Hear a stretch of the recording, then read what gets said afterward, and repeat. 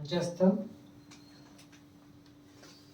भारतीय विचार मंच नागपुर महानगर के अध्यक्ष श्री रमेश भाई पटेल जी, कार्तिक जी लोखंडे, हमारे वरिष्ठ मार्गदर्शक अविनाश जी काळे, मेरे मित्र विजय तिवारी जी, सामने बैठे सुनील जी किटकरू जी और सभी प्रबुद्ध श्रोतागण, हम यहाँ आज एक विचारों का आदान प्रदान करने के लिए इकट्ठा हुए हैं। विचारों पर चर्चा करना, विचारों पर लिखान करना,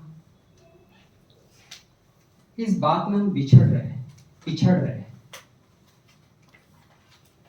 आपस में हम बिछड़ रहे हैं। और लेफ्ट की अगर मैं बात करूं तो हम पिछड़ रहे हैं।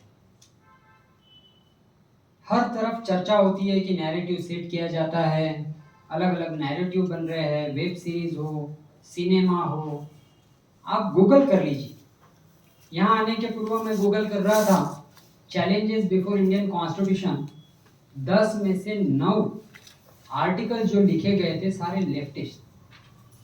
किस प्रकार से देश में कॉन्स्टिट्यूशन पर अब हमला हो रहा है, पर्टिकुलरली 2014 के बाद।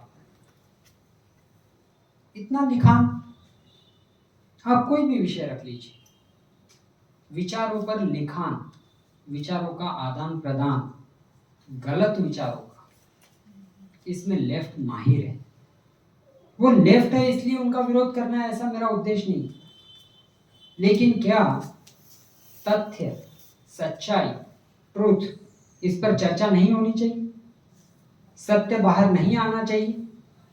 तो ये आपका और हमारा सबका कर्तव्य है।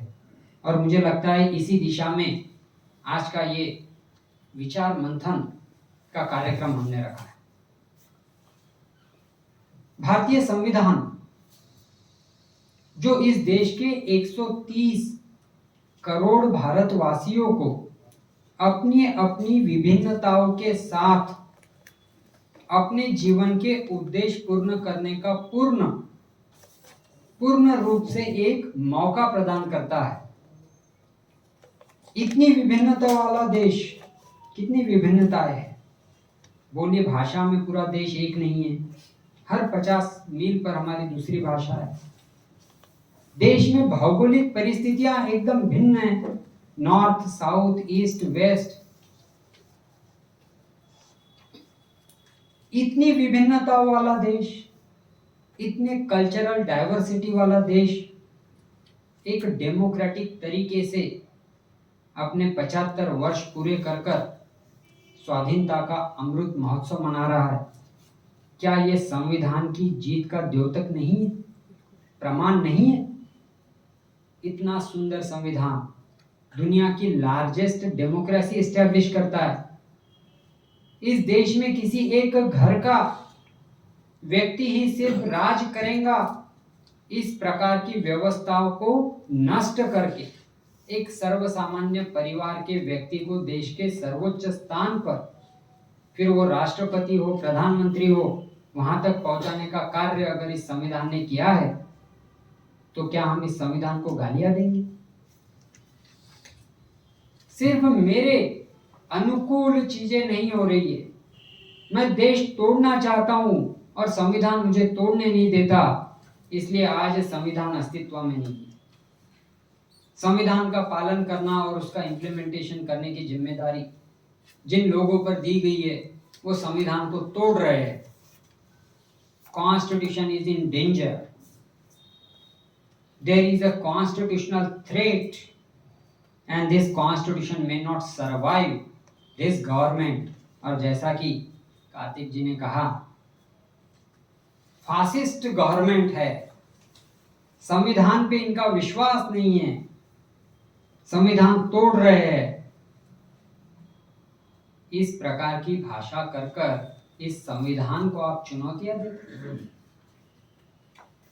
जिस संविधान ने इस देश को एक रखा, अखंड रखा, इस देश में हर व्यक्ति को उसकी उन्नति, प्रगति करने का मौका दिया, और आज हम जहां भी पहुंचे इस संविधान की इन अच्छी बातों के और व्यवस्थाओं के कारण ही यहाँ पहुंचे। फिर संविधान कैसे डेंजर में है? किससे डेंजर में है? संविधान की संस्थाएं नष्ट हो रही है। चलिए मान लिया, कौन सी संस्थाएं नष्ट हो रही है? कौन कर रहा है? संविधान निर्मित 3 संस्थाओं की हम बात करते हैं, executive, legislature and judiciary. Executive execute करते हैं, जो लेजिस्लेचर लेजिस्लेट करता है, और लेजिस्लेचर ने जो लेजिस्लेट किया, एग्जीक्यूटिव ने जो एग्जीक्यूट किया, क्या वह उचित था, संवैधानिक था, ये तय करना, उसका इंटरप्रिटेशन करने का काम जुडिशरी करती है। सबसे पहले कहते हैं कि भारत की लेजिस्लेचर में अब डेमोक्रेसी नहीं रही। लेजिस्लेचर, पार्लियामेंट अब अपोजिशन का सुनती नहीं है। कॉन्स्टिट्यूशनल इंस्टीट्यूशन का इरोजन हो रहा है। अब अगर मैं थोड़ा इतिहास में जाऊं तो भारत के पहले पंतप्रधान माननीय जवाहरलाल जी नेहरू 17 वर्ष तक पंतप्रधान रहे। उनके पश्चात उनकी सुपुत्री। जब तक भारत में इमरजेंसी का समय नहीं आया, कांग्रेस के अलावा किसी और पार्टी का शासन यहाँ पर कभी नहीं रहा। It was only after emergency, for the first time, we saw that the coalition government, opposition, non-Congress government, they came into the power. उसके बाद माननीय इंदिरा गांधी जी के सुपुत्र राजीव गांधी, उन्होंने एक कांग्रेस लेड गवर्नमेंट, यानी पूरी तरह से कांग्रेस का शासन 5 साल और किया, 84 से 89 तक। और 89 के बाद कभी भी कांग्रेस की अकेली सरकार 2014 तक नहीं बनी। That was period of coalition. स्वाभाविक है, कोलिशन का सरकार बनते चला गया, कांग्रेस की सत्ता कम होते चलेगी, और 2014 के बाद full fledge government Bharatiya Janata party और उनके सहयोगियों की बनी। अब ये पूरे कार्यखंड पर हम अगर ध्यान डालेंगे तो पार्लियामेंट में मूल्यों का किसी भी प्रकार से इरोजन अभी हुआ, ऐसे कोई प्रमाण दिखाई नहीं देते। अगर आपको जनता चुनकर नहीं भेज रही है तो इसमें संस्थागत उस संस्था का पूरा स्तर ही गिर गया है, क्योंकि हम लोग वहां नहीं है। इस प्रकार का नैरेटिव, क्या हम इसको कहेंगे कि कॉन्स्टिट्यूशनल इरोजन हो गया because people are not electing you? आप जनता के सामने जाइए। चलिए, आप कहते हैं कि सदन में हम लोग इसलिए नहीं हैं क्योंकि चुनाव निष्पक्ष नहीं होता। कितने बार चैलेंज कर चुकी, हर प्रकार की एजेंसियां इस पर बैठ चुकी। ईवीएम हैक हो जाती है। जो मशीन किसी भी प्रकार से इंटरनेट से कनेक्टेड नहीं है, क्या वो हैक हो सकती? और फिर भी क्योंकि हम चुनकर नहीं आते, इसलिए संसद में गठन बराबर नहीं हो रहा है। कॉन्स्टिट्यूशन के हिसाब से पार्लियामेंट नहीं चल रही। कौन से पक्ष को बोलने नहीं दिया गया, क्या इसका एक भी प्रमाण आपके पास है? तो just for the sake of blaming संस्थाओं का अवमूल्यन हो रहा है। पार्लियामेंट इलेक्शन की अगर मैं बात करूं तो डेमोक्रेसी का सोल होता है निष्पक्ष चुनाव होना, फ्री एंड फेयर इलेक्शन। क्या भारत में फ्री एंड फेयर इलेक्शन नहीं होते? अगर हम चुनकर आ जाते हैं तो फ्री एंड फेयर इलेक्शन है, हम चुनकर नहीं आते तो फ्री एंड फेयर इलेक्शन नहीं है। ये सारा नैरेटिव कहीं से भी मुझे इस संस्था का अवमूल्यन होता हुआ दिखाई नहीं देता।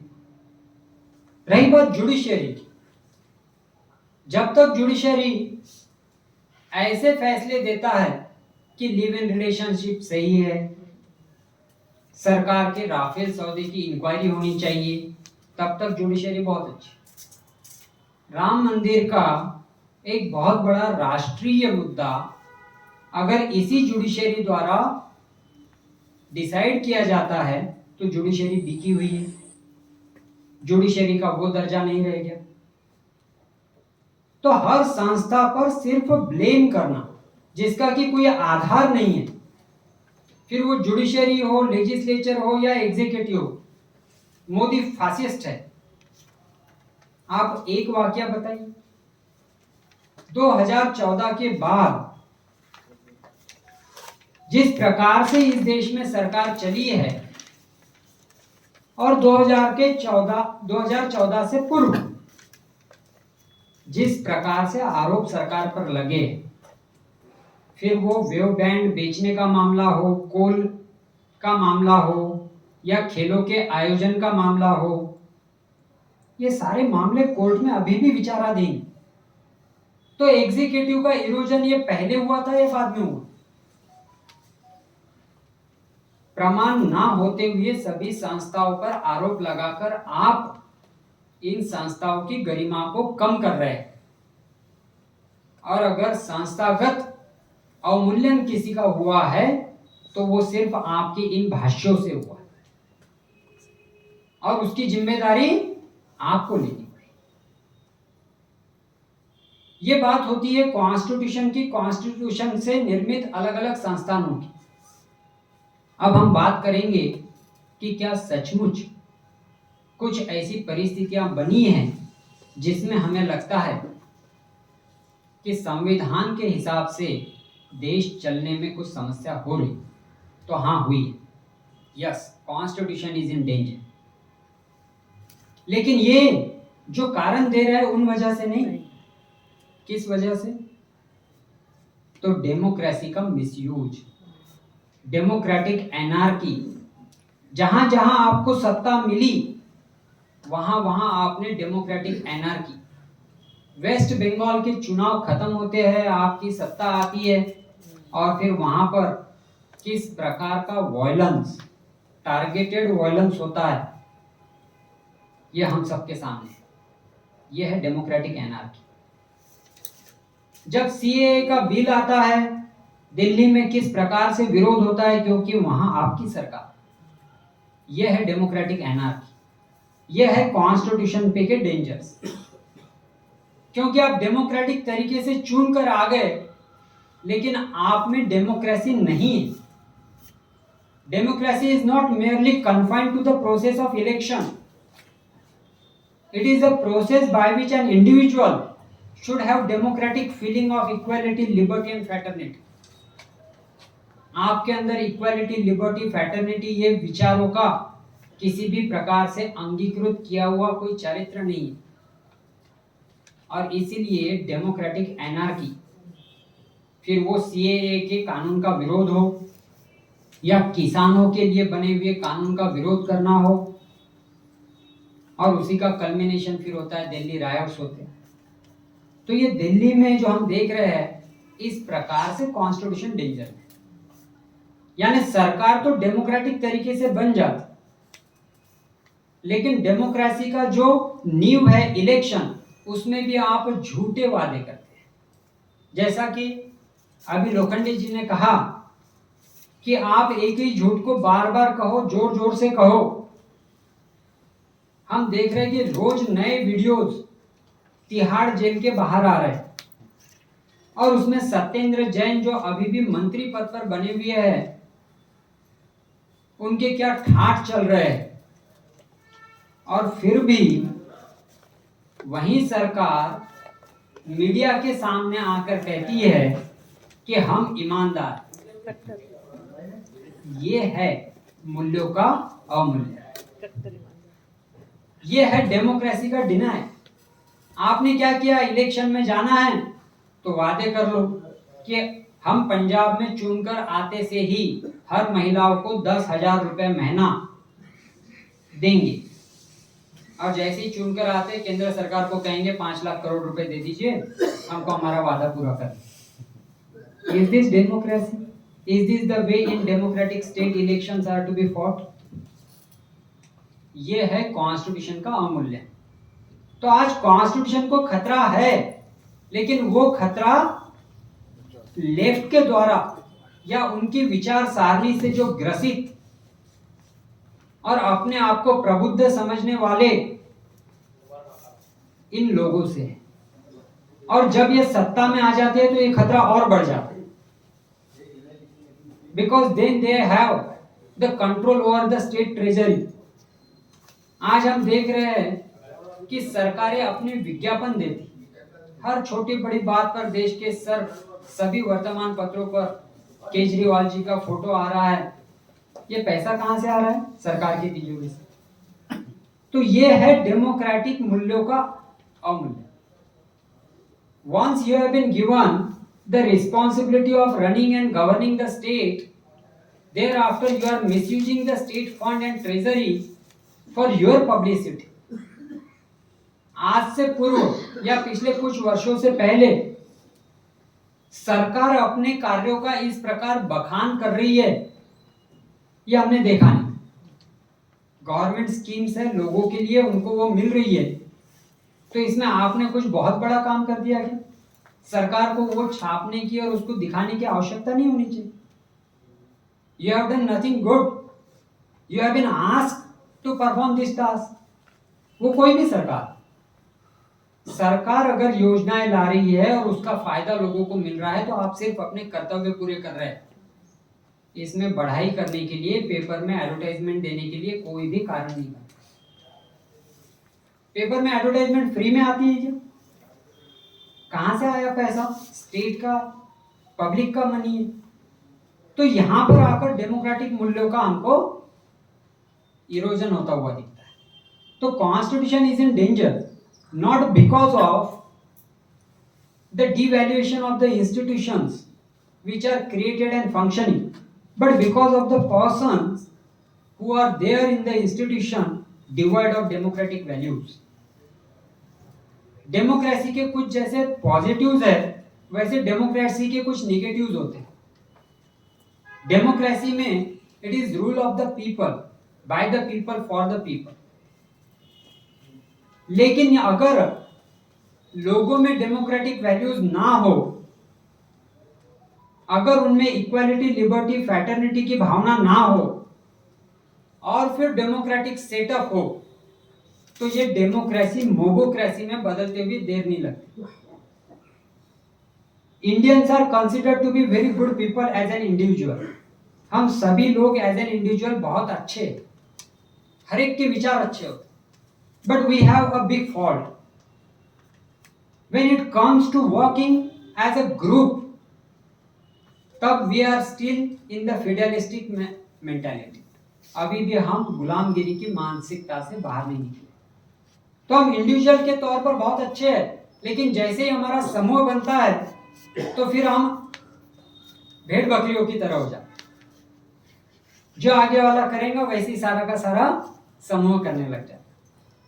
तो there is a need to inculcate the democratic values among the individuals as well as to improve our group understanding. आज की आवश्यकता है समूह के रूप में विचार करने की शक्ति को बढ़ावा दें। इंडिविजुअल के तौर पर हम सभी लोग बहुत अच्छे हैं, लेकिन जब भी हम समूह में होंगे तब किस प्रकार से विचार करना है, किस प्रकार से आगे बढ़ना है, इसका प्रशिक्षण देने की और लेने की हम सभी को आवश्यकता है।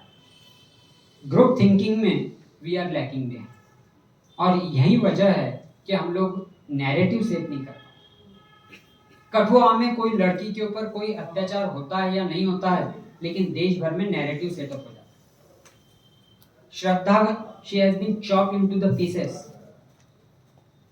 ये तो कोल्ड ब्लडेड काम है। Nobody can in the fit of anger can chop the body in 35 pieces and thereafter dispose of, यानी किसी को बोटिया कर कर कुत्तों को खिला देने जैसा घिनौना प्रकार कोई गुस्से में नहीं करता।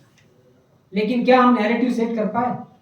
क्या पूरे देश में उस प्रकार चर्चा हो रही है जिस प्रकार से कठुआ में किसी कथित बच्ची के साथ कुछ हुआ? तो हमारा जो ग्रुप थिंकिंग है उसको इंप्रूव करने की आवश्यकता है। और यहीं पर मुझे ऐसा लगता है कि संविधानिक अगर कोई समस्या आज हमको दिख रही है, संविधान बहुत अच्छे से काम कर रहा है, लेकिन जब बात डेमोक्रेसी की आती है तो इसमें एक ग्रुप थिंकिंग की बात आती है। वहाँ पर आकर हम थोड़ा सा पिछड़ रहे हैं। ऐसा मुझे लगता है। प्रबुद्ध वर्ग से विनंती करूंगा कि आप जहां कहीं पर भी हो, कार्यरत हो, जहां जहां आपका प्रभाव है, वहां इन बातों की चर्चा करें, ग्रुप को लीड करें और ग्रुप थिंकिंग को इम्प्रूव करने की कोशिश करें। इसी के साथ आपने मुझे यहाँ बोलने का मौका दिया, इसलिए आप सभी का धन्यवाद।